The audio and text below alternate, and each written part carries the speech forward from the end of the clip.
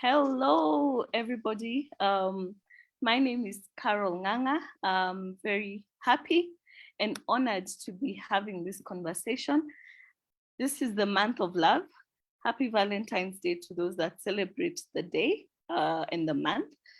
And what a month for us at Msingi Talks to talk on whether love is wicked. I'm sure many of you are wondering, why are we talking about the wickedness of love in a month that is meant to be celebrating the goodness of love? I have a capable panel here that will help us speak about that. So I would like to ask them to introduce themselves. We'll start with Dr. Dorcas. Dr. Karibu sana. Thank you very much. For those who it is morning, good morning. For those who it is evening, good evening. I'm Dr. Dorcas Chebet Juma, Senior Lecturer here at Pwani University, alumni of St. Paul's, and also adjunct lecturer, St. Paul's, sometimes back. I am privileged to be here and to get the opportunity to speak about the wickedness of love, if it is wicked. And when my time comes, then I'll be able to share. Thank you very much, Carol. Asante sana daktari. Reverend Kithinji. Hi everyone, and appropriate greetings belongs to your time zones. My name is Julius Kithinji. I am a Methodist Church minister in Kenya, where I also head the Department of Theology. I'm happy to be here tonight to share with you on this important topic of the wickedness of love, ? Is it? Thank you. Asante sana. To my new friend who we found ourselves in the same meeting and I didn't know we were going to do that. Reverend Adera, karibu sana. Right, greetings to everyone from where you're joining. I'm so glad to be here this moment. My name is Godfrey Adera. I joined this meeting as a young man, but also as a priest in the Anglican Church and a son of an organization called the Circle of Concerned African Women Theologians. I am delighted to join this meeting to talk about the topic whether love is wicked or not, and I'm looking forward to an exciting conversation. Asante. Karibu sana, Reverend Godfrey. My name, before I go to my name, I would like to first say that this is a very exciting fast for us at Msingi Talks. This is the first one that we host in partnership with another organization. We are hosting this conversation in partnership with the Circle of Concerned Women Theologians Kenyan chapter. I am honored to know the people from the circle and the work that they're doing, especially around theologies, around gender, around the churches and the role of women in the church. So a big shout out to everybody from the circle who has joined in. I hope this is the beginning of many conversations. To introduce myself, my name is Carol Nganga, the founder of Msingi Trust. I will play a video to introduce who Msingi Trust is, but I would also like to say that we host monthly Facebook Live conversations that center around the connection of faith, justice, activism, and advocacy. Let me play a video for you on Msingi, and then we can start our conversation.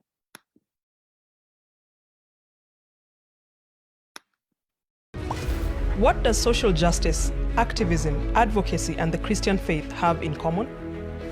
Is pursuing justice at all levels a spiritual discipline? How do we influence church leaders and Christians to advocate for justice and fight injustice? How can churches become the first line of defense for the socially unprotected? Msingi is a movement of people spurred by their Christian faith to answer these questions about social justice, advocacy, and activism. Msingi believes the church can be empowered to redemptively advocate for justice for the most oppressed, for those relegated to the fringes of society, for the disempowered, and those without access to power. In his inaugural sermon, Jesus spoke about those on the margins of society, about their freedom and their liberation. Pursuing justice is at the core of being a Jesus follower. Justice and righteousness is the foundation of God's throne. Msingi's name, call, heart, and bold mission draws from this, holding true to the tenets of God's kingdom. Our faith propels us to seek justice and spend ourselves on behalf of the poor. Justice is their shield and defender. At Msingi, we are about connecting the struggles that we all face. We are creating safe spaces to converse about social justice, curating content that enhances justice conversations, and in this way, uniting the stand for social justice and for advocacy. Engage the content, join in the conversations, connect to the movement. This is Msingi.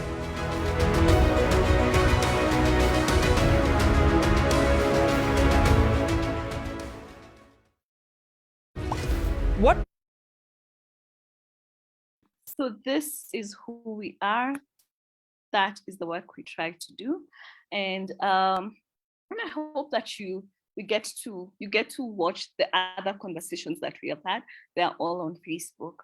So the title of today, the title comes from, if you know your music, the title comes from a Brick and Lace song that says "Love is wicked."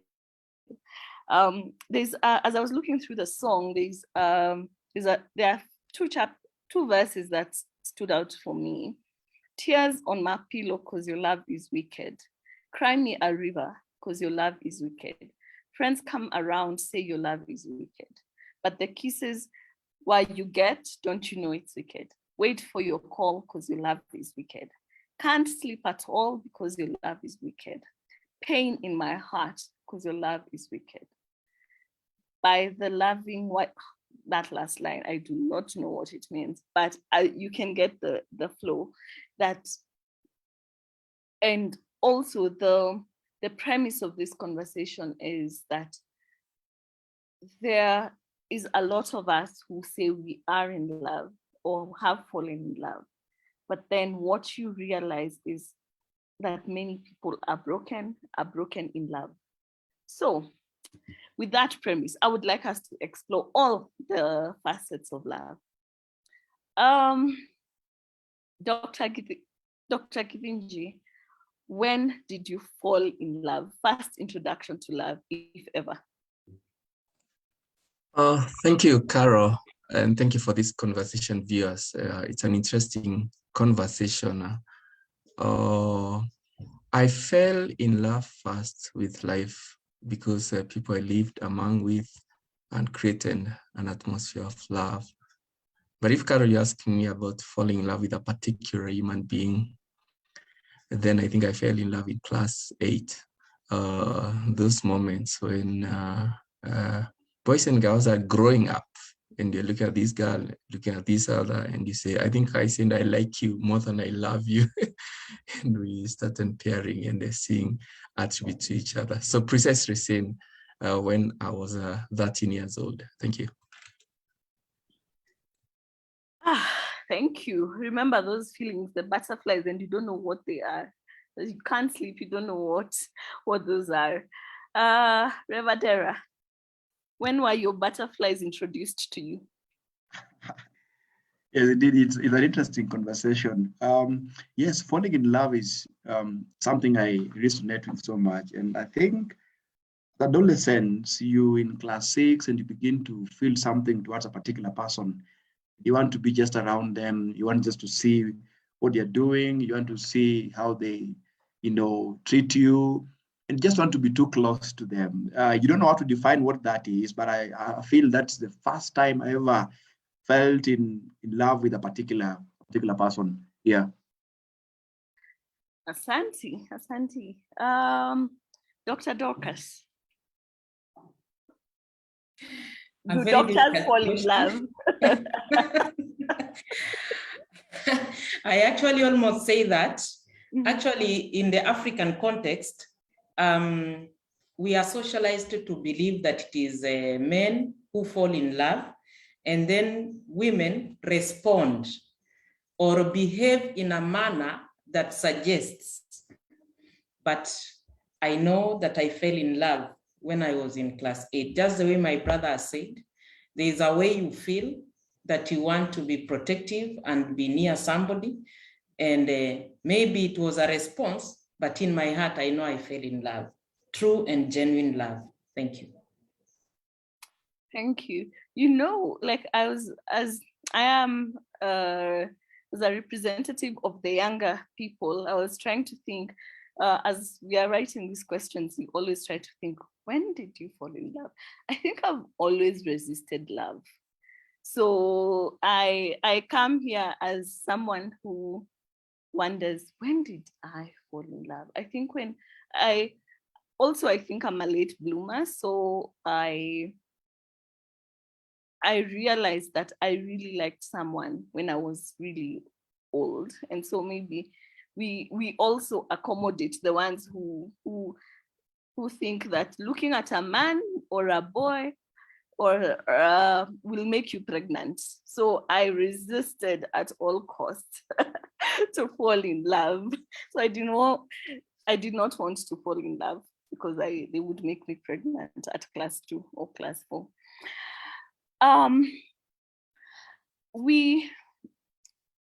It might seem that this question is framed in a way that like we really can go either way in this conversation. But today we want to talk about the cost of love. This thing that is so good. This thing that that when you first immerse yourself in it, it is so good for you, for your partner, for the community. But then it ends up being something that that as we grow older or even younger, with young people at the age of 20, 24, there's a lot of coercion to be in love. There's a lot. I remember as a young girl, when someone would greet you and they would do this to you, and that meant that now you had to fall in love with them. It's the most disgusting thing ever. But there are many stories of coercion, which now I think definitely leads to intimate partner violence. How and why that love that is meant to be so good gets so bad. And we are talking in particular about the intimate partner violence that we experience. What happens? Why? How does that happen? I'd like to start with you, Dr. Chebet.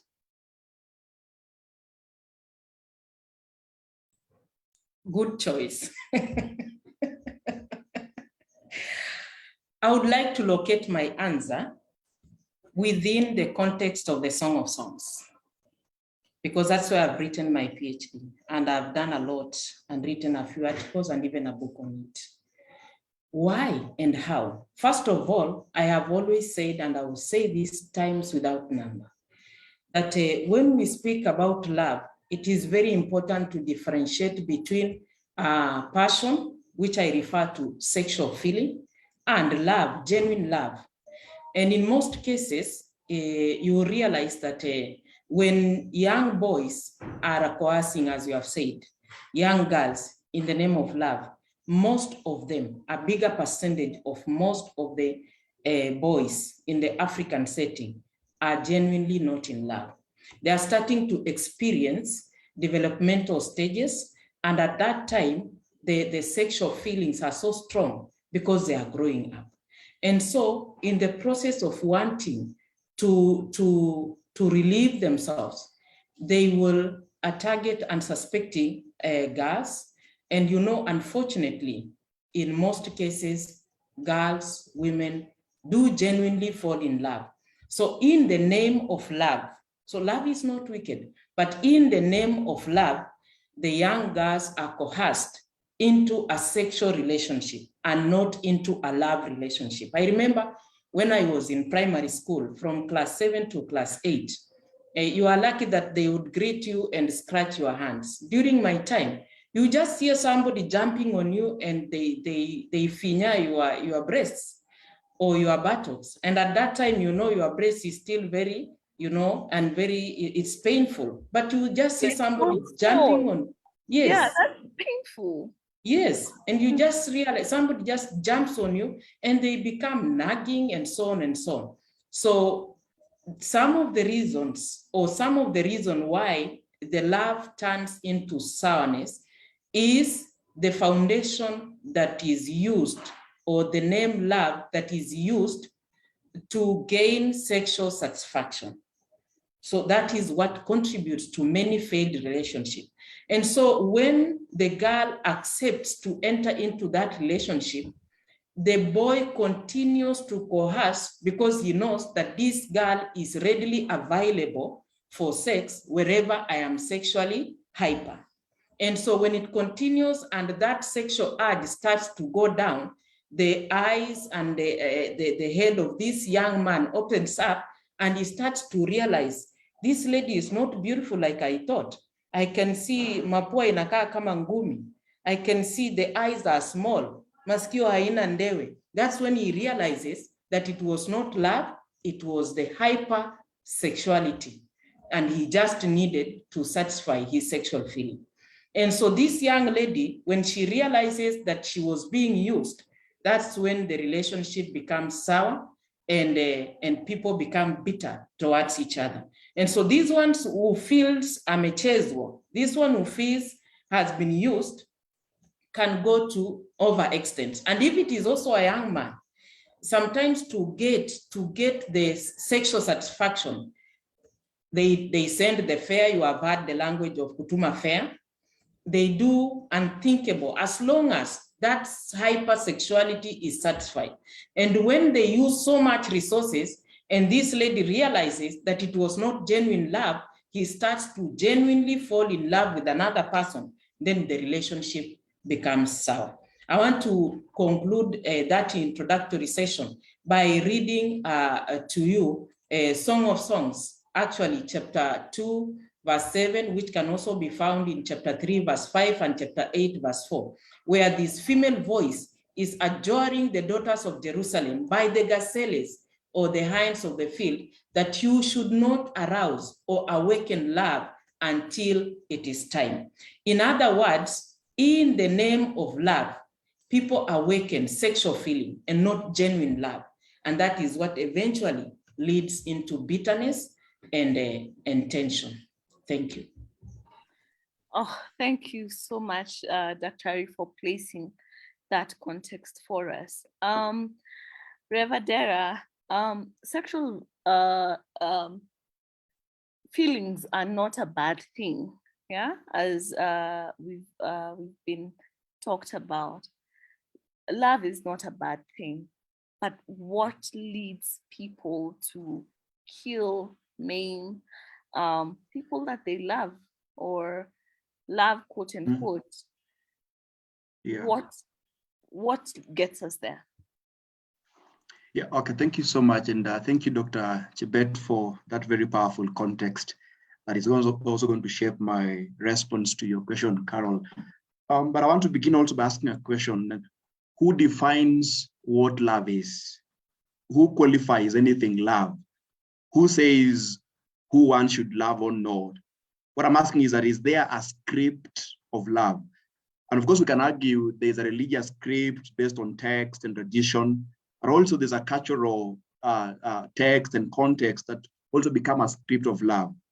But I want to come to where we are currently, where there's a popular culture that is defined by music, by soap operas, by Afro cinema, and all things around us that has become a script that many of us are using today to talk about what love is and who should define love and how should I act in love. And so in this popular script, like Dr. Chebet is saying, love has been made synonymous to sex. And also love has been so much commercialized so that people keep on chasing for the highest bidder, who is giving more money, who is giving more something, who is driving the biggest of cars. And so you get to that level and then you realize it wasn't love. What drove you to that person was something that you desired that the person, not the person really. Number two, the aspect of the scripts that we use. Many of these scripts, the popular culture talks about love and hatred synonymously, love and vengeance synonymously. And so people get into a place of love, but what they're looking for is not affirmation. What they're looking for is not companionship. What they're looking for is not fulfillment. They're looking for goodies. They're looking for fame. They're looking for a name, because love has been commercialized and there's a wrong script really for love. And so when those things can't come, now what comes is now vengeance. What comes now is hatred, is bitterness. And someone wants, what I would call in a bad way, wants value for their money. I bought you chips. For heaven's sake, you're hurting someone for buying chips of 50 shillings. You know, I sent you my transport I sent you money to my hard-earned money as a young man to come visit me. It is because the script has made love synonymous to sex and has over-commercialized love. So I think that's what the wrong script that people are using for love breeds intimate partner violence. Yeah. Thank you. You see, like when we are talking about kutum affair and people who, one, I would say most of the times, there are many of us as women, and this is normally in like heterosexual relationships sometimes, but I'm talking about like there's so many women who send men money, but no one has killed a man because of fear. The second thing is that we have cooked for them in our homes and all of that, and they come with nothing in the house, to a full course meal. Yeah, we have not killed men because of that. And yet also at the same time, there's something about consent. There is the fact that if I come to your house, it does not mean that I am there to have sex with you. There's also the fact that I keep thinking of how there's a Kikuyu proverb that says, "Kwa mwedwa gutire irema," which translates is where the home to the loved one does not have mountains or hills. So it means that there's no distance too far to go to find the person you love. Have we lost the fact that there's no distance too far for that? Have we lost the allure of love? Have we become so entitled to each other and to each other's bodies, mind, soul, spirit, that when you do not get your way, it becomes a problem? But also, have we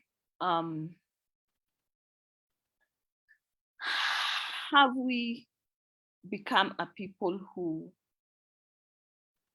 cannot say no or have to always receive yeses? Dr. Kivenji, it's just the question about why does love, you can comment on anything that we have said, but why is this that's meant to be so good, so bad?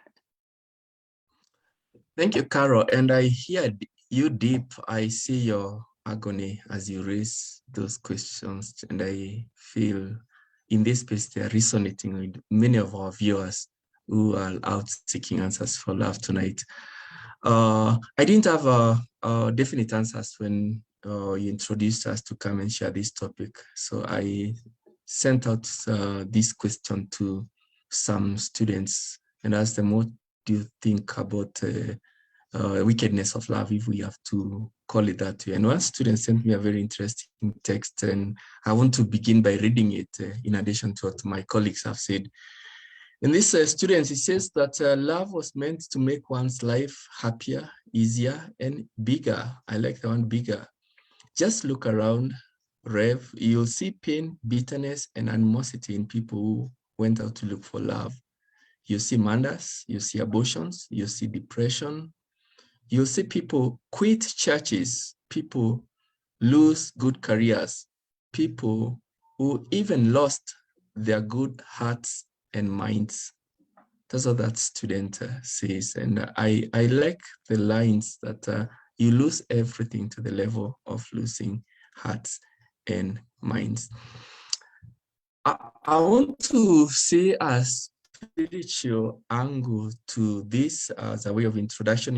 You may agree with me or not, but our text as Christians, the Bible says that the devil or the adversary is a master of counterfeits. And the attempt by Satan to counterfeit everything does not preclude the attempt to counterfeit love, which is at the heart of human being. Life is mysterious. It's a mysterious feeling. We try to explain the awakenings of love and how love is inseparable from the highest that a person can give of themselves, and that is their sexuality, which is the gateway to procreation.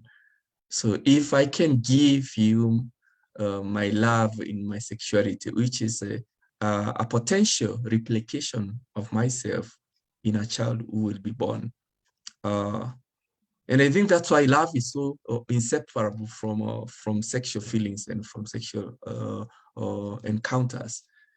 Then when I go out looking for this bigger me, and I find it has been counterfeited, the exchange has been counterfeited. In a spiritual way, we have lowered it to genital desire.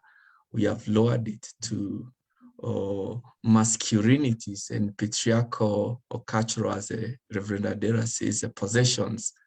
And human being coached in a small token or dowry, which is dictated by some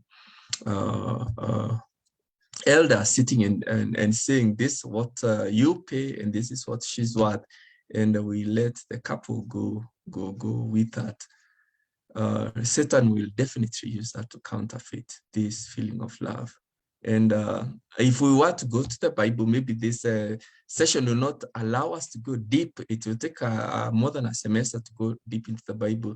And you'll see the whole storyline of the Bible is trying to deconstruct this commercialization of love, this counterfeiting of love, to the level of the death of Jesus on the cross. It's love that gives. Love is self-sacrificial. Love has a behavior. Love is mysterious and love is big. And when Satan knows, he can counterfeit that. So everyone is going out looking for love. But the definition, as Reverend Adera says, is not exactly what our Creator is saying. And so, Carol, I think that's why it becomes such a setback when we go looking out for a good thing, but what we find out is counterfeit.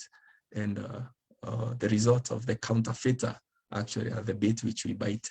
And like sitting ducks, we are shot at it. Thank you. Asante. I want to ride on something that you have said about sacrificial,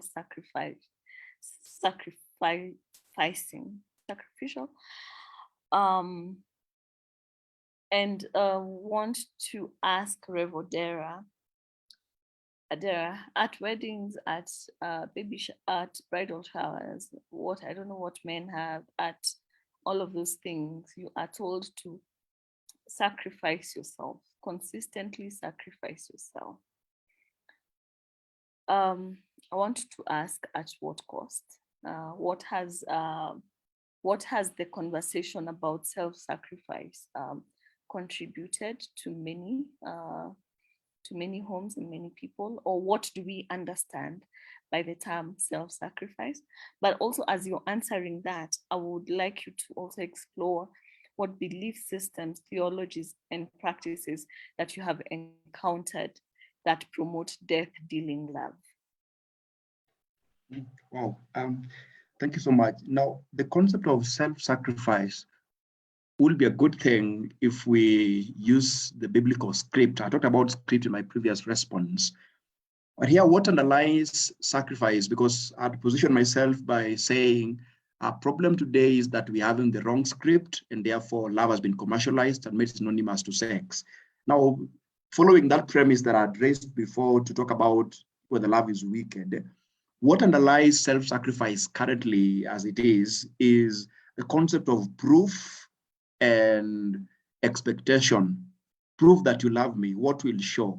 And number two is expectations. What am I expected to do as a man? What is, for example, if I had a girlfriend, what is she expected to do? Like you're saying, you know, you've made a full course meal for me, and then I come to the house, when I do something wrong, you don't bother with me. Because I feel that the culture socialized me to accept that that is what you should do. And then for a man, I should provide, I should be able to finance a flamboyant life if you want it. So when that expectation comes, then I can't meet it. What comes behind is therefore low self-esteem and sometimes violence in a wrong way. Somebody just crying out for attention. A man who is so burdened with expectations, burdened with the burden of proof that you love me, and they can't. So they want to act out in ways that are not very good. And also a lady who has been socialized to believe that that's what a man should do, keeps expecting, keeps opening their arms and expecting, and wants a proof that they are loved. And so that breeds a violence. Now back to the other question about some of the things that I've met in terms of things theological, or basically sociological, what people think and talk about love that breeds death. You know, in some cultures, and I'm talking here as a Luo, there used to be some narratives that to prove that I love my wife, I have to beat her. Of course, that is now dying. And you see, there are women who believe that if my husband doesn't beat me for small things, there is no love. But that's completely wrong, because it's a culture of domination, a socialization that is patriarchal, making a man above a woman, and a woman is a commodity. And so a man feeling to beat my wife is a show of, is a proof of love, which is really a wrong thing. So that's one thing that needs to be deconstructed. And we also look at the way preachers talk about marriage and love in a wedding context. Generally, when I've listened to many wedding sermons, and currently I'm starting to write a paper about it, you see the way the man is portrayed and the woman. I love what they use from the book of Ephesians. I can't quote it verbatim, that a man, your work is to love, and the woman, your work is to submit. And so the way submission is conceived is something different with what the Bible says.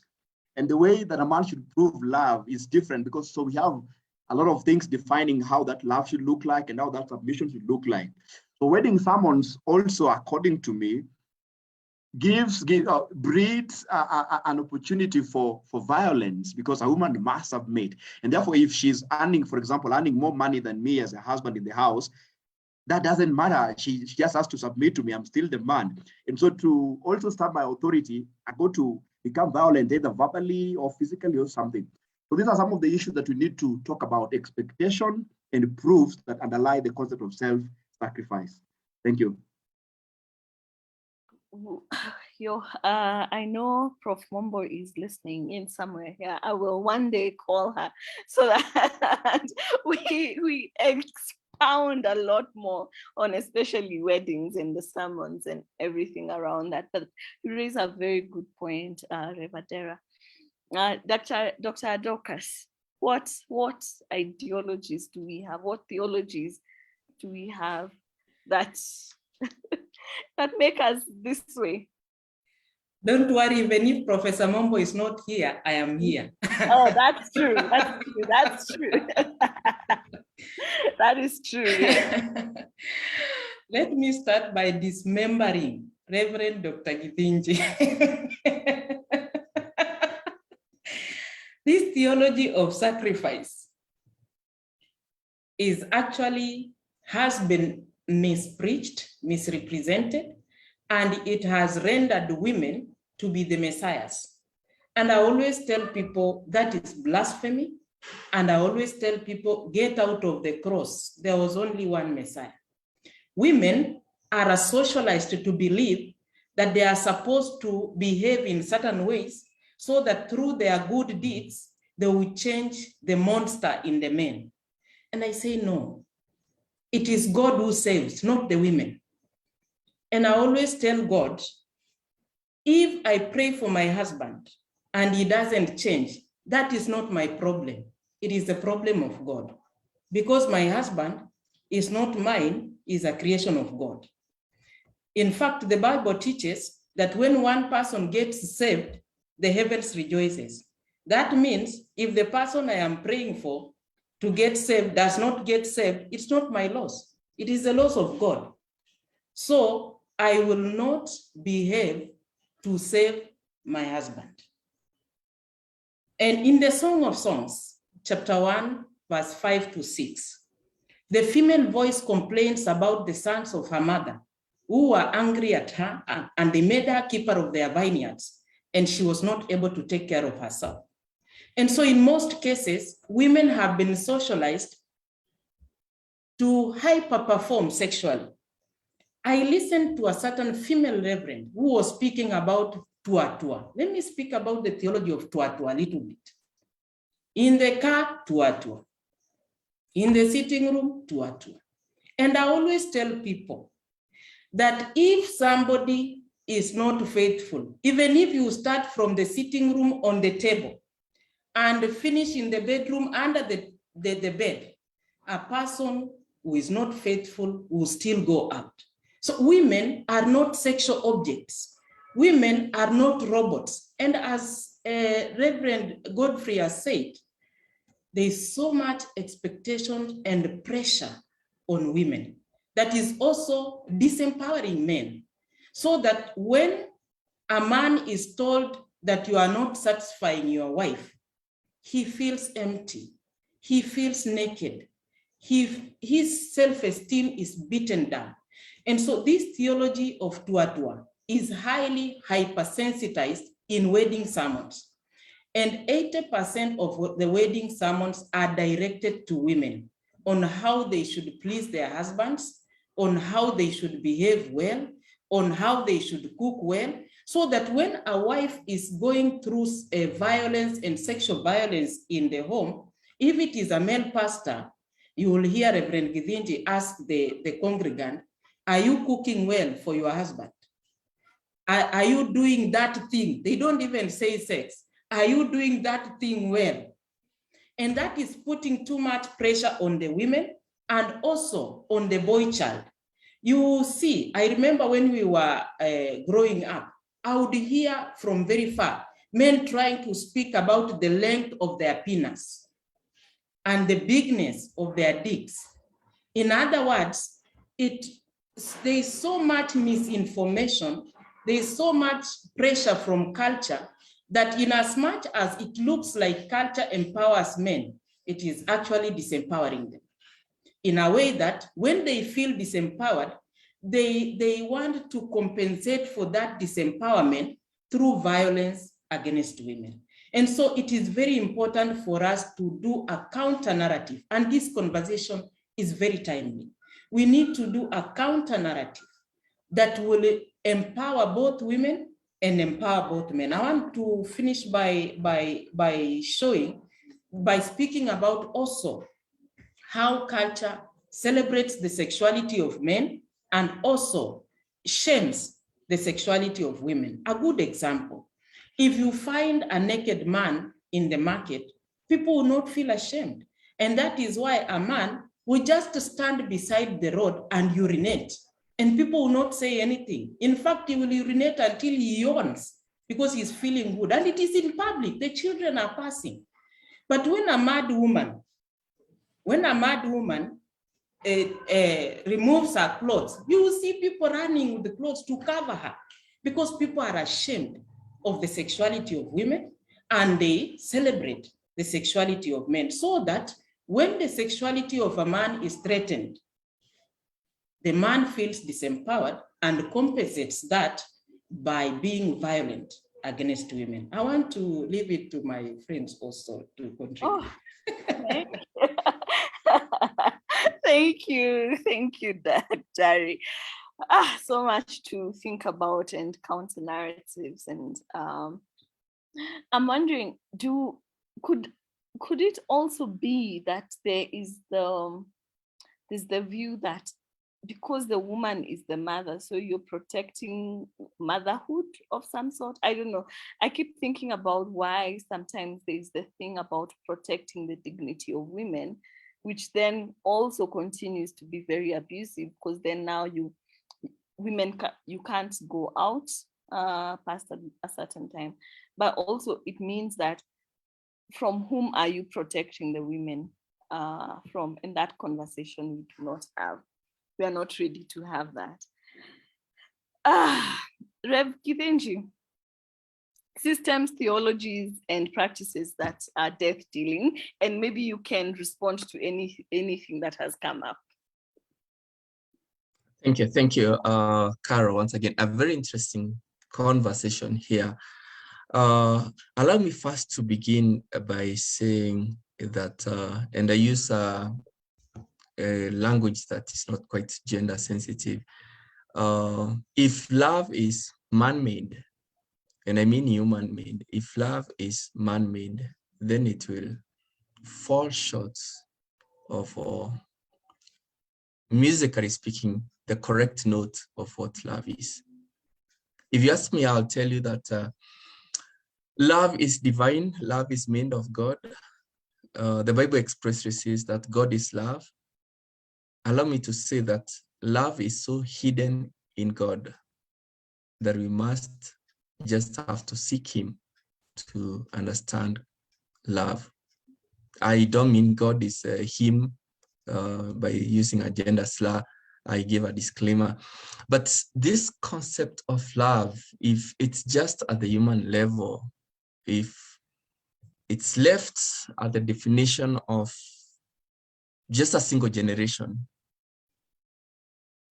the youngsters, if they are told to define love, they will define it within the ingredients of their days, the ingredients of their culture. If it's left to my age group who have a different culture from the millennial culture, we will define it according to the surroundings and ingredients that we have received. And that does not qualify it to be love. But you have to agree with me, in a climate where God is revered, in a climate where religiosity is put at the center, love has some sort of universal definition. It transcends above race, it transcends above materiality, it transcends gender and transgender relations. It defines us as humanity and qualifies us to be created in the image of God. And therefore, Carol, when we miss that, even in the church, as Adela says, and we are in a very powerful organization ideologically, when people are told things in church, many will take them for the letter, and we preach those type of different things. Then we let love be used as a scapegoat for destruction and death. I remember in one parish, there was this lady who was married to this gentleman, and the gentleman was, of course, pampered with culture, and above culture, he was on the drugs and all these things, and used to beat this lady and to persecute her and to do all kind of funny things. And she came to one of the pastors for advice. And I thank God for that pastor, because he disobeyed the lines that we say sometimes in weddings, till death do us part. And she told this lady that death, you're staring at death. Before it takes you away, leave this man. And the lady left the marriage at the advice of the pastor. Of course, as it happens in those rural settings, within a month, another lady was in that homestead, and very vibrant, tending the cows and cooking and firewood and all those things. The sad story is within a short time, less than a year, we were congregating on a 6-foot hole, dropping soil and covering a dead body. And there are those theologies, I think Professor Mombo calls them vumilia theology, and someone is really killing this person, and you wait, and we quote all kinds of verses that Jesus said it's only on account of marital unchastity that you can leave such a union.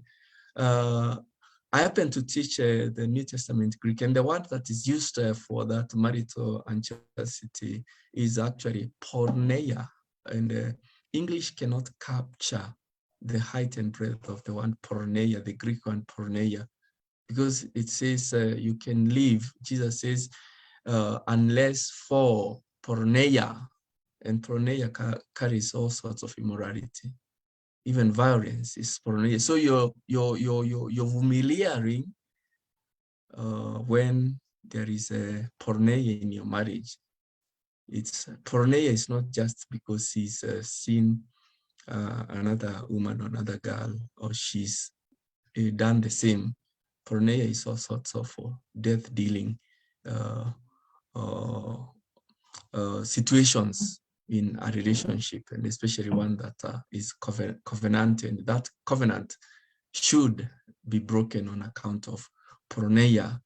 And it's not the will of God, but it's because that love does not transcend humanity. It's only human defined. It's counterfeit. It's generic. And I can say it's nominal love. It's not real love. Thank you, Carol.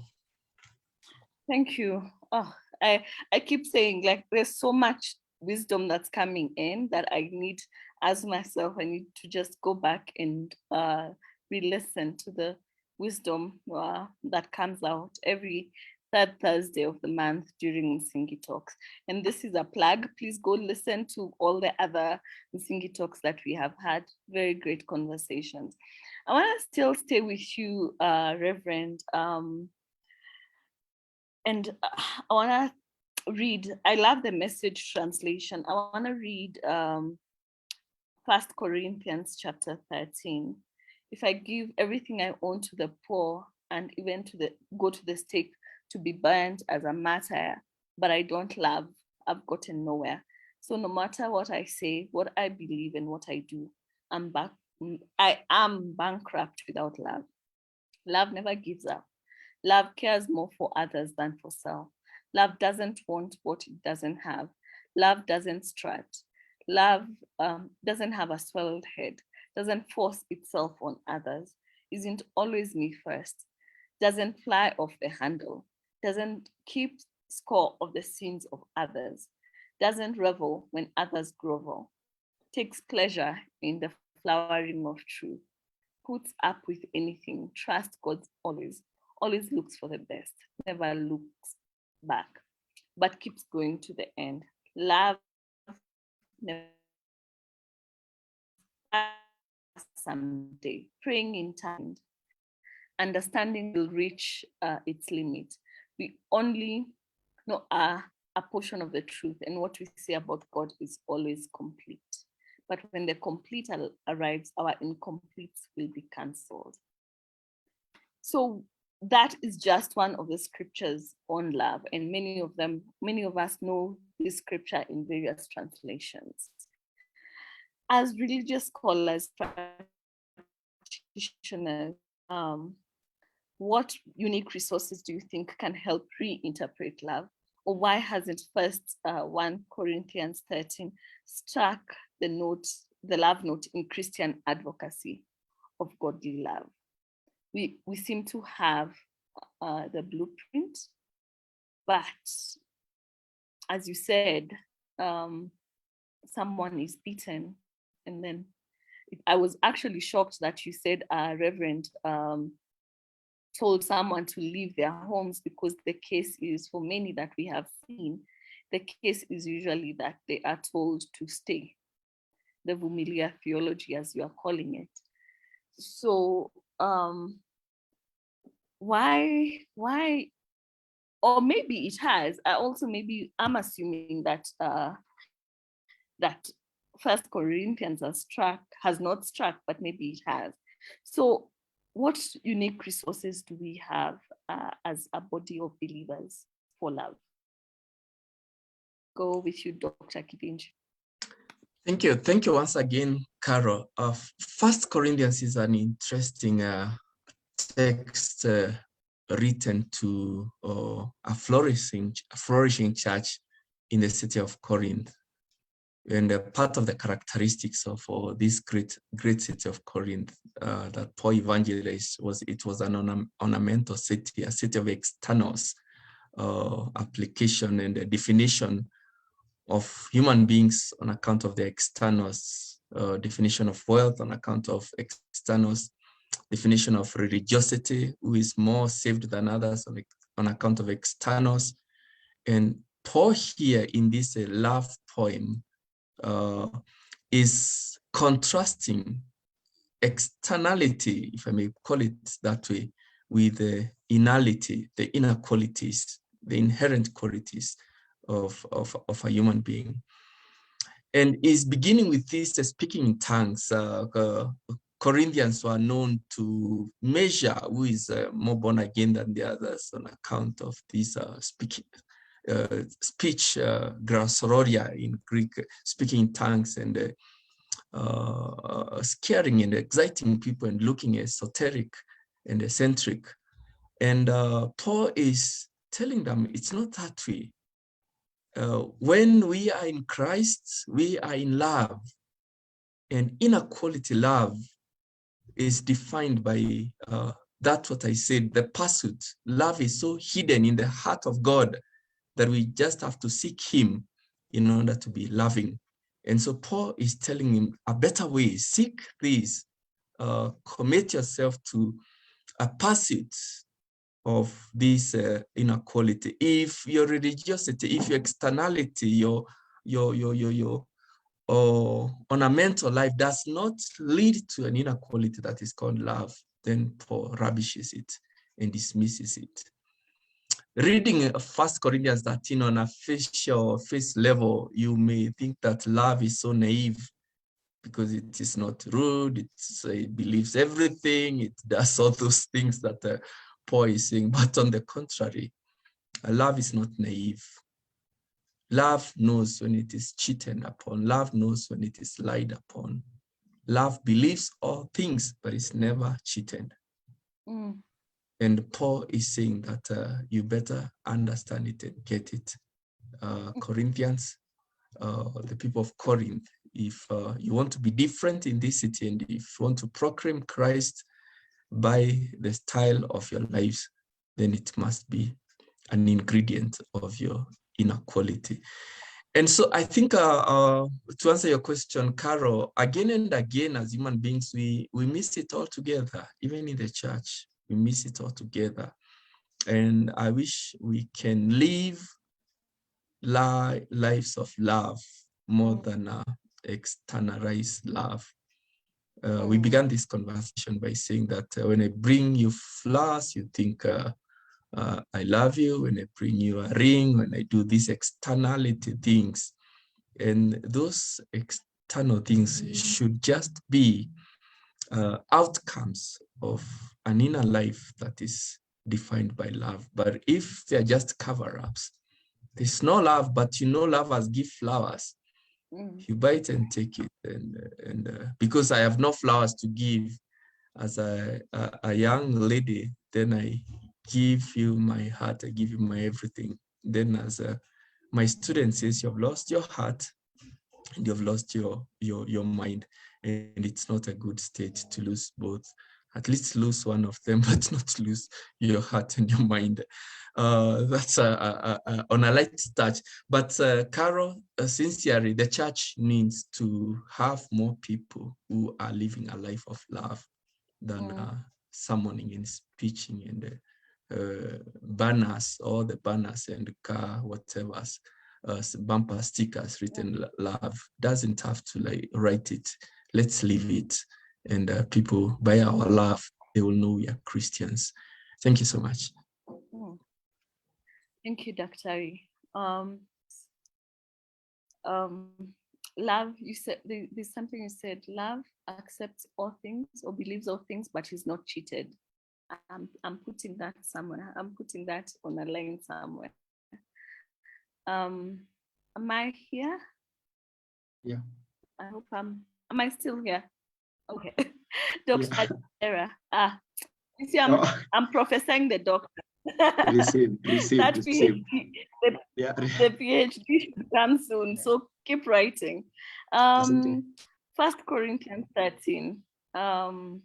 Why is it not working? What's going on in our churches and in our spaces? I think my teacher, Dr. Kidinja, has given a simple exposition about that text and the entire story in the Church of Corinth, and I won't go back to that. But I want to answer your question in two ways. One, you began by asking, what are the resources that we have? And now you're asking, so what has gone wrong? And for me, one of the biggest resources that we have is our voices. Because one thing that that enables, I normally say that bad things thrive in silence or in secret. There's a culture of silence, that things are happening. The church, sometimes preachers like myself are giving wrong interpretations of the scriptures, or sometimes people are forced into to be in abusive relationships, either in marriage or even in what we do in campus, somebody dating someone, they are, beating each other, they are hurling insults at each other. One thing that breeds this is silence. The church sometimes is too ashamed to talk about some of these things. I've never had someone, it's rare to hear someone in church that someone is condemning outrightly gender-based violence. It's never a thing that I normally say. I tell my friends where I go to church that some things are not saying that because it won't bring them money. So people don't talk about it. So for me, I think it's high time, like Dr. Vinci said, we need to stop a bit and say that we have a script here. Love is a good thing. God has given it to us, but then how do we appropriate this to people? For me, the biggest resource we have is a voice. Let us speak. Let the church speak. If it's on the pulpit, let us speak. If it is in the academy, let us speak. In social media, let us speak so that it becomes a message that people hear consistently everywhere. Finally, about speaking, sometimes I wonder, what do children in primary school or in high school learn about love? You know very well that children learn by observing. And then what they observe, what they see informs what they do. The second thing we need to do is invest in role modelings. Sometimes I'm so embarrassed that our country only in the media portrays crumbling things, crumbling marriages, portrays wrong things. That is what is given in the mind of a child every now and then. What if we began to give good role models of men who believe it's not manly to beat your wife, of boys who believe it's not being a man to beat someone, of girls who believe that Godfrey must not give me a flower to prove that they love me. We need to invest in good role models, people who begin to model the next generation that love is not, as Walim is saying, external things. It is what comes from within. And to add to voices, we will be good to go.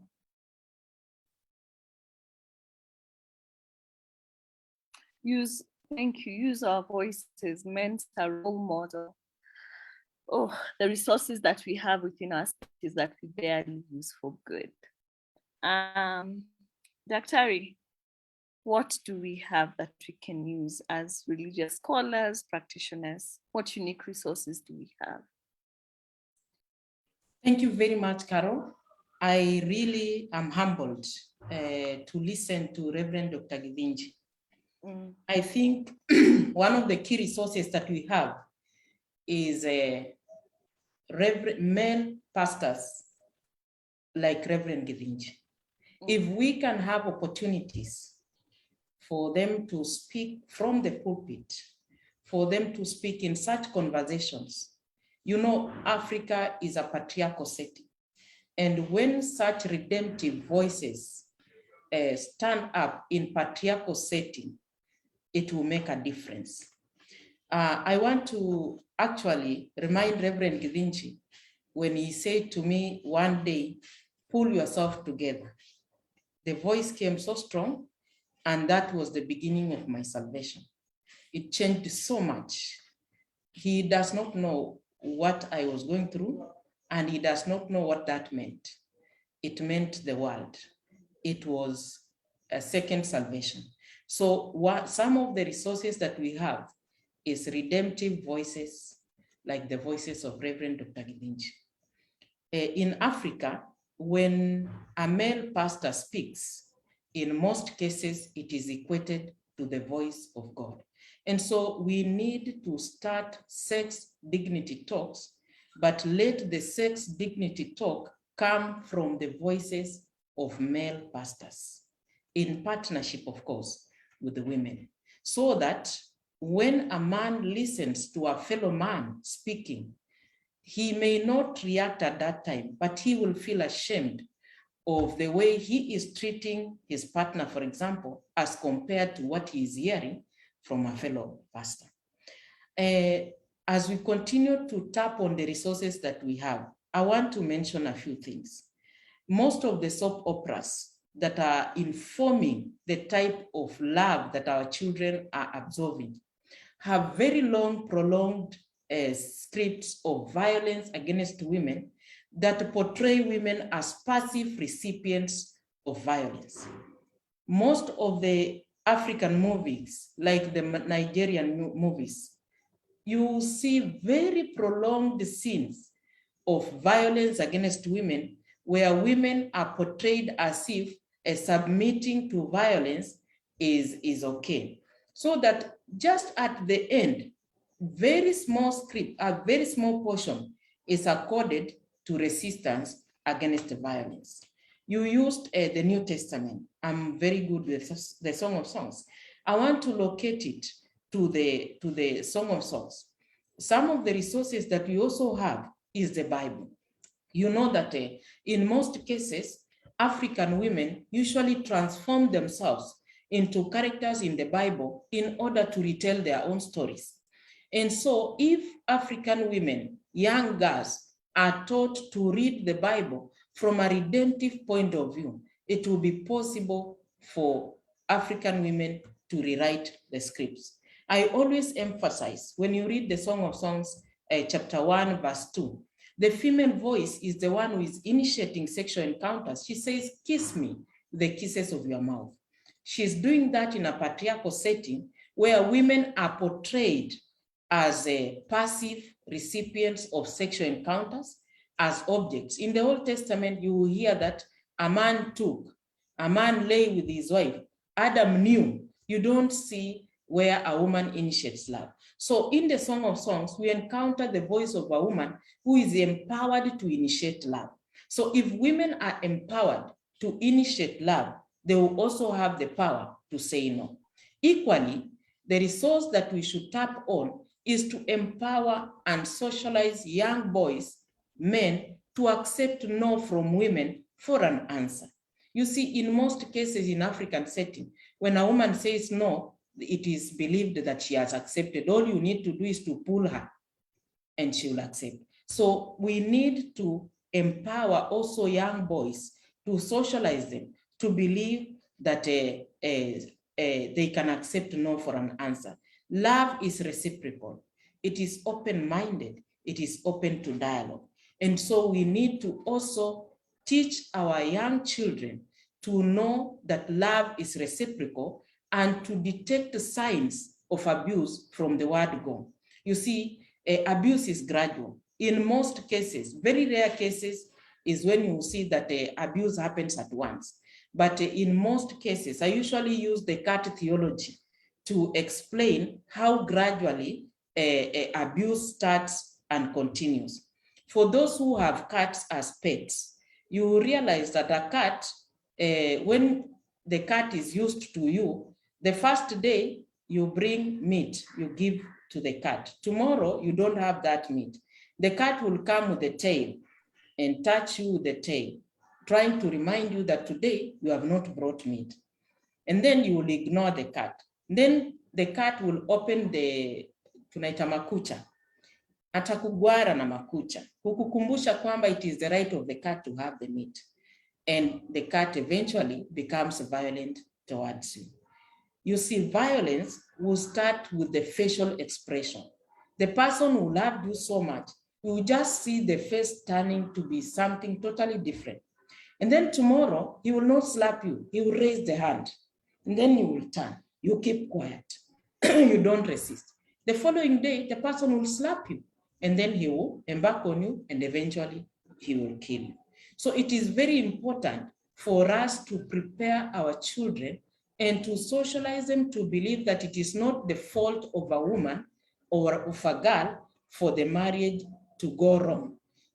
Many women take the blame for when things go wrong. So we need to create resources that empower women, that deconstructs the socialization that have socialized women to be blind to the signs of abuse. And if we use resources like Reverend Dr. Githinji, the way he used the example of this pastor who saved the life of this woman, it is very important. Use the Bible, tap on male religious leaders, and use redemptive narratives. I leave the floor for others. Oh, wow. Thank you. We have so much at our disposal. That's what I'm learning. That's what I'm hearing. And I commend all of you for the work that you're already doing in your spaces to express what love should be and what love is like. I know there's a definition about on justice, which I really love. Someone says that justice is love applied to systems. And so when we are talking about this, I'm thinking about how we can even put it in the political systems, in the educational system, in the public. Like if we just were to put love in these spaces, we would also in the long run be working for justice as well. We hold this conversation on a day that is marked globally, and it's called Thursdays in Black. Thursdays in Black is a global movement and campaign that was created to raise awareness on GBV and to demand that the world just pays attention to gender-based violence and bring a stop to it.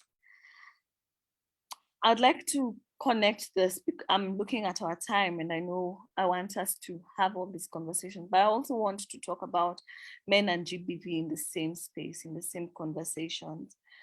We find that majority of the perpetrators are male, but also we see, I think anyone in the statistics can tell me that there's a percentage of victims who are male.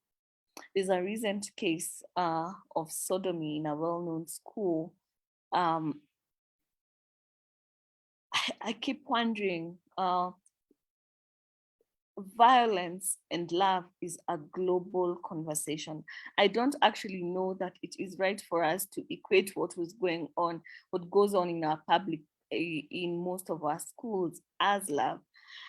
But what conversations do we need to be having? What interventions do we need to be having around men and GBV, young boys who are sodomized, young boys who are sodomized by house helps, young women who are raped by their uncles, their fathers, their relatives, their grandfathers? Anyone and everybody is at risk of gender-based violence. And it's unfortunate that we can't talk about love and not talk about gender-based violence. Adera, what do we need to be doing? What can we do to, especially the gendered manner of gender-based violence? What are we not hearing? What do we need to hear more of? First, taking cues from the previous responses from Dr. Chebet and Dr. Githinji, I would add two more things. One, we need to create more safe spaces. Safe spaces to speak. We may have redemptive voices, redemptive narratives, but if there's no safe space to bring this on board, then it's almost like meaningless. So number one, let's create a safe space for conversation. Number two, let's create a safe space for what I would call for rehabilitation. In the sense like there are people who have internalized violence like it's normal, and that needs to be changed. Like I said before, in a culture where I come from, where sometimes beating your wife is a show of love. People grow up knowing that that's normal. So for me, the key thing is safe spaces for a conversation, for rehabilitation, but also a safe space for men particularly to talk. Because as you say, majority of perpetrators are men. But do we have places where men talk? Last week, I had a chance of speaking in a men conference organized by NCCK, and I was talking about the biblical portraits of not to disrupt Valentine. It was between Thursday up to 12. I was talking about biblical portraits of maleness, and I was bringing the biblical hero David that people talk about so much. And I embarrassed men that David, the man after God's own heart, was a perpetrator of violence in numerous ways.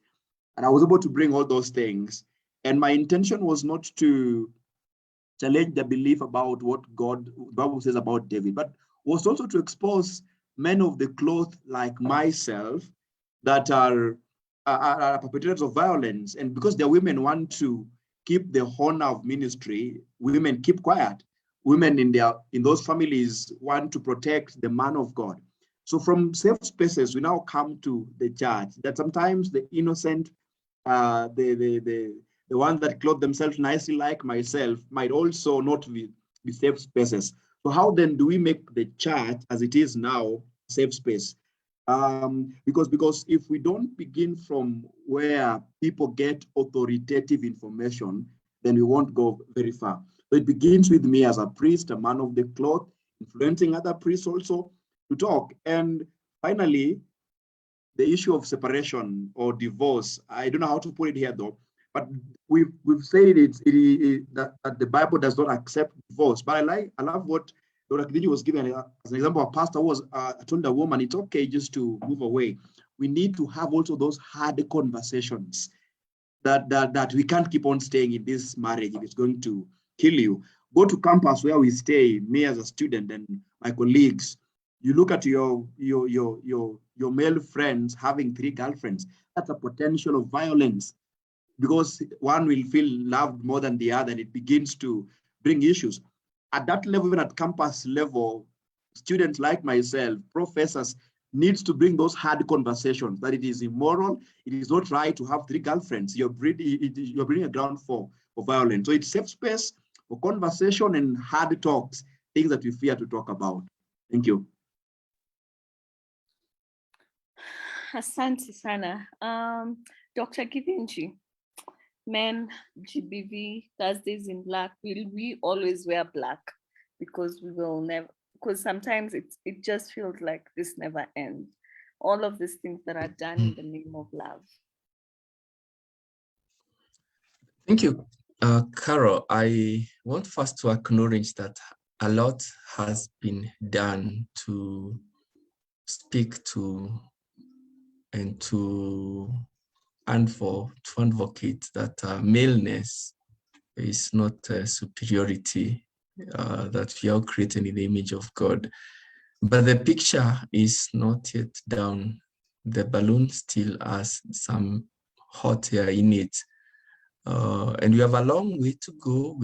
Sometimes we assume that cultured men, educated men like me, or clergymen like me, as Reverend Adera is saying, or town men are less prone to violence, and rural men are the ones that where culture is still stagnant and dominating, are more prone to violence. The point I'm saying is we need to continue showing, because it's a sociological thing, this male privilege right? It's nothing. We need to puncture to remove hot air from the balloon completely so that humanity can see themselves as born of God. I think also it's good to use this forum to tell men like myself and other men who are listening and who will be listened to on account of this conversation, that it is not love when you resort to violence. Love, yes, love punishes, but it punishes both ways. It doesn't mean that the superior space is or the perceived superior space is the one that should punish the perceived superior things. And these slurs, the language you celebrate that men are the kefale, the hand, and that's not what kefale means really. And the woman is the neck, interpreted in the cultural spaces. We need to kill those slurs and remove them, because every day men continue feeling that it's hierarchical. I'm the hand and she's the neck and such kind of. Any woman they see them in those perspectives. And even as Dr. Chebet is mentioning sex explicitly, that we preachers don't mention it explicitly. I know from social media, young ladies and young gentlemen will celebrate that having sex ni kuchapana, ungoje kichapo, such that the penis is a cane, and they celebrate kichapo. But it's not that. The message that is being sent across is that it's mere privilege, is that I'm the owner of the cane, and a young girl is celebrating nangoja kuchapwa. It may not just be a celebration of sex, really. It's a gender violence couched in sex language, and at the end of the day, it will result to real violence. Now, kichapo chenyewe with blood and bruises and everything, and we may think that's what we want as a society. For the men listening to me, the things you're doing, the violence that you do, whether it is verbal violence, emotional violence, or physical violence itself, or anything that shows your sisters in Christ that they are less than you, that is not love. It is counterfeit love. You have not yet met God who defines love for you. And as long as this conversation continues, we have to say that love is not weekend. You are the weekend person. You're the one who has imbibed inferior forms of definitions of love. Love is not weekend. Love is God, and God cannot be weekend. And let us pursue real love. Thank you, Carol. Thank you. Just before we head on, I want also that, could you speak to men or boys who are victims of violence? Could you just, in a minute? I or Dr. Chebet? I think Dr. Chebet would do that. Yes. I will go to I'll go to Dr. Chebet, but because we are talking about violence now, and you said that there's a percentage of boys and men who also experience violence in the homes, and some receive verbal violence, others receive all that. What about that kind of violence? It's unfortunate to think about that in these spaces. I have a policy that I never blame victims, even if they were naive, even if they were wrong, even if it was their fault. I never blame victims. And I want to encourage men who have experienced gender-based violence, whether from fellow men or from their loved women, that for a long time, we men have played the game of superhuman. We have played God. We have not allowed people to experience our weaknesses, our weakest moments. Please let us be brave as men and come out and speak against it, and show by example. I am a victim of this and I condemn it. It's not good to hide, because the narratives change the world a lot. Jesus taught you most of his strongest teachings are based on narratives. Don't hide your narrative because it may save and rescue. A man like you is just about to commit suicide or to give up on life or to revenge or to do anything.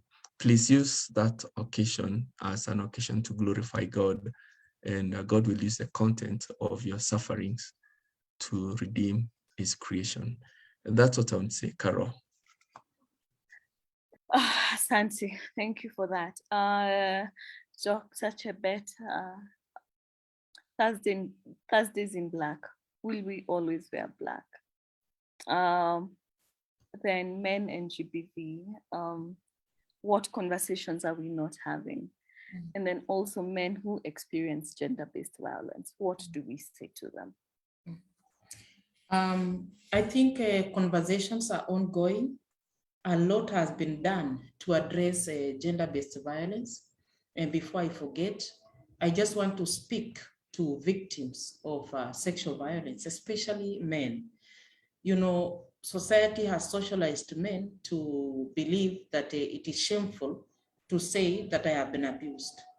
And as Reverend Dr. Githinji has said, when you share from your own personal story, it may empower somebody and save somebody's life. I remember when I was in the Presbyterian University, every time I got the opportunity to preach in PCA churches, and I thank God for all the reverends who gave me the platform to preach in their churches, I would not preach a sermon without tapping from my own personal experiences of the pain that I went through. And when the story is personal, it makes the sermon so impactful in the lives of the people. So real life stories change life. So I want to encourage somebody who has gone through violence, who has gone through pain, not to hide the pain, because that pain may touch somebody's pain and heal the pain of somebody else. Speaking about Thursdays in Black, one of the things that is contributing to sexual violence is the silence and the taboos on matter sex. I don't know if Reverend Githinji, you know, is a minister, allow me to use you as an example. If you have ever said a prayer before you eat from the fruits of the Lord, I always tell people I am a pastor's wife, and it will be crazy if I tell my husband, Reverend, please wait, let us pray first. Because we are ashamed of speaking about sex both in public and in private. And that is why, first of all, we switch off the lights, we hide in the blankets, and we close our eyes before we eat the fruits of the land. And that's why, as Reverend Githinji said, they even don't say sex, they say kupiga kuni.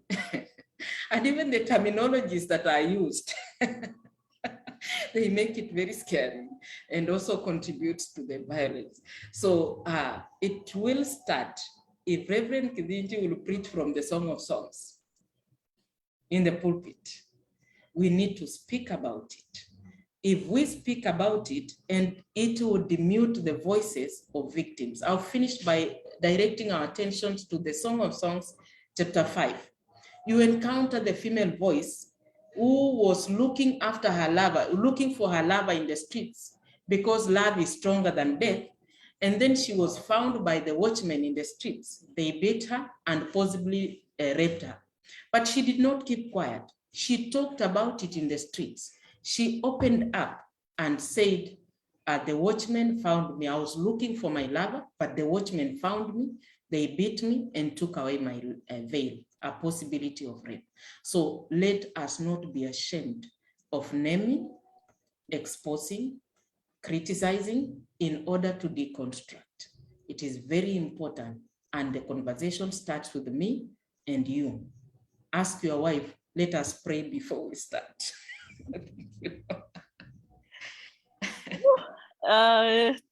Asante, Daktari, that I think maybe people do that, but I'm not sure. I don't know. Ramadera, we are winding up this conversation, but I know there was a question here from Caroline at the ambush, she asked, when is the appropriate time to fall in love? And how can one determine genuine love? Any one of you can answer. Can answer that. But also, what does love without violence look like? Why is it important to have that? And then offer your closing comments on the same as well. Revadera. Okay. On the question, when is it appropriate time to fall in love? I won't use age or to talk about that, because of course different cultures and different circumstances and contexts lead to different kind of things. But I will talk about, are you able to handle love? Are you able to handle it? So being able to handle it is maturity. And that comes with how do we prepare our young men and young girls to get into serious issues of love. Somebody at 30 still do not know how to handle a lover or a girlfriend. So for me, it's not about age, it's about maturity, it's about being able to handle love. And then how then do we prepare people as a church, as a community to come to that level? For me, that's key more than talking about a particular age. Then how does love without violence look like? It's bliss. It's a beautiful thing. So this changes the theme, and we say that love is not wicked. It is we men and women, boys and girls, and people who are wicked because of what we perceive love to be, using the wrong script. So how does love without violence look like? I think it's a good thing. If you look at the script from the Bible, like we've seen, it's not naive. As the Ragdinji said, we get into a commitment with the responsibility. For me, that's very key. Responsibility to protect each other mentally. Our mental well-being becomes key. The protecting our physical well-being becomes key. And then we progress and move to the next level. So my parting shot after those two quick comments. Therefore, is love wicked? It's not. It's not wicked. It's a good thing. It's a beautiful thing that is given by God. But then what makes it wicked? It's the actions of men and women like myself that make it look wicked. And I love the word that Rakari used about counterfeit. What we are calling love that makes us, be violent, violate other people, that is not love. It's counterfeit. It's not the real thing. And so God is inviting us through this conversation to really consider our ways, really consider what we believe in, to really consider what we want to do with each other. Therefore, love is not wicked. I am wicked. What I feed in myself, what I feed in my heart, informs the actions I take. So then feed yourself with the right information, feed yourself with the right things. And finally, have a place sometimes to detoxify, a place where you can just talk. You must not slap someone just to remove anger. Have a place where you can do that. For me, worship is my place of removing bitterness, my place of removing toxic things that are piling up in my life. So find places where you encounter God and a place where you can detoxify. This is a very good conversation, and I'm glad that the Circle of Concerned African Women Theologians gave me a chance to come in the panel today. And thank you so much, Carol, and thank you, Dr. Chebet and Kidinji, for allowing me to learn from you as we converse. Asanteni sana. Asante, Revadera. Dr. Chebet. Thank you very much, Carol. I want to try and be brief. First of all, love with your heart, but use your head. Number two,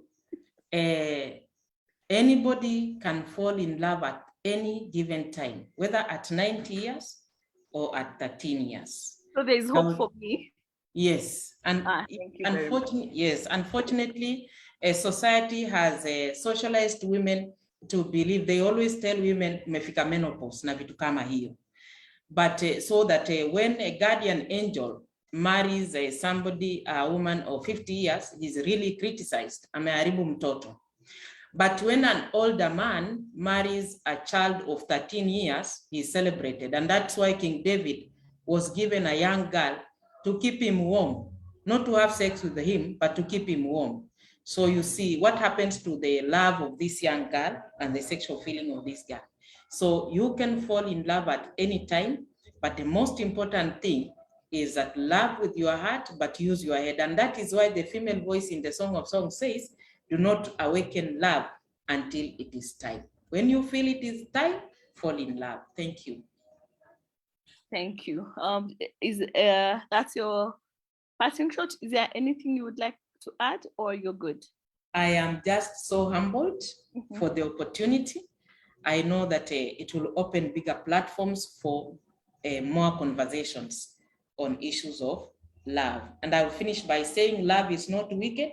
It is the wicked people who use love to commit evil. Just the way the brother of Tamar used the name love to rape his sister. Oh, well, I think if we were to go into the Bible and look at people like Tamar, like what Bathsheba did, I think we would actually have more honest conversations about what love is and what love isn't. Rev Gidenji, the question. Thank you so much. Thank you so much, Carol. Mine is to thank you as a panelist. Thank you, Msingi Foundation. Thank you, Circle of Concerned Women, for believing that some men can come here and contribute in this discourse. I feel in the circle. Carol began by saying citing the ones of that song, Your Love is Weekend.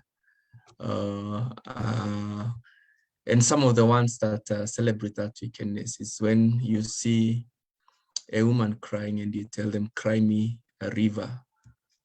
It's like you blunt, your conscience is dead, and you're telling her to cry more and sing tears soaking the pillow. Men, my parting shot is let us be sensitive. Let us love with the love of God. Let us love our women with the love that emanates from deep within. Let us not be cowards in love. Love is not weekend. It's a beautiful thing. Let us, as Reverend Adera says today, let us consider our ways and ask ourselves, have we ever loved, by the way? Have we ever loved? And let us set ourselves on a journey to pursue love, and we shall find God at the end of that journey. Thank you. God bless you. Oh, and I love you all, listeners and you viewers. You too. Asanteni sana sana sana to everybody who's been here. I'd like to first thank the Circle of Concerned Women Theologians Kenya chapter for co-hosting this conversation with me, Lydia, Chemei, Dr. Mombo, Alfred Mbai, for all the work that you've done behind the scenes. From Msingi's side, I would like to thank Triza, who's been doing our social media today. Then I would like to invite you for, in the coming month, we'll be doing a book study on Daughters of Wanoa by Mercy Amba Oduyoye. So we are actually really, I'm asking, I would love for more men to join the book study, because we would love to explore these conversations together. Please don't shy away from these spaces. Thank you to all of us. Please share this, please share this conversation with our friends, and come back next month, third Thursday of the month, for Msingi Talks.